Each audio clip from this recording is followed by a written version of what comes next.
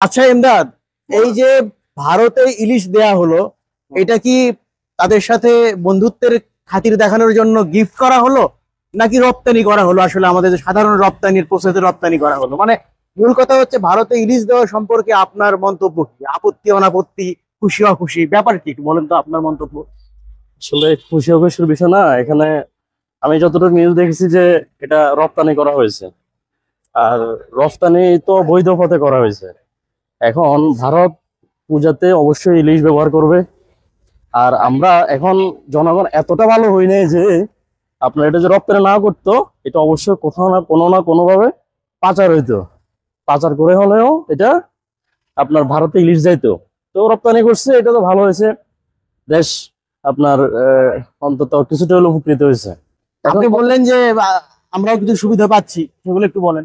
আচ্ছা, এখন সুবিধা হচ্ছে এখন পর্যন্ত কেউ এই পোস্টটা করে নাই যে খাগড়াছড়ি দিয়ে যে কয়েকটা পেঁয়াজ আসলো ভারত থেকে, ওই পেঁয়াজ আমরা খাবো না, ওই পেঁয়াজ আমরা কিনবো না।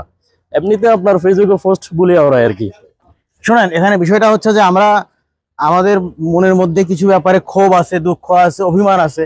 এসব থেকে আমরা অনেক কথা বলি, কিন্তু আসলে প্রতিবেশীকে তো পরিবর্তন করা যায় না। বন্ধু বদলানো যায়, প্রতিবেশী বদলানো যায় না। সম্পর্ক রাখতেই হবে। সেটা আমাদের সম্মান, স্বার্থ সবকিছুই সমপর্যায়ে রেখে অবশ্যই করতে হবে। তো এ নিয়ে ভুল বোঝাবুঝির কিছু নাই। আহ ভবিষ্যতে হয়তো এটা আরো শক্তপোক্ত হবে, কিভাবে ইলিশ দেবো, অন্য কিছু নেব, আশা আশা করা যায়। কি বলেন? জি, ধন্যবাদ। ধন্যবাদ।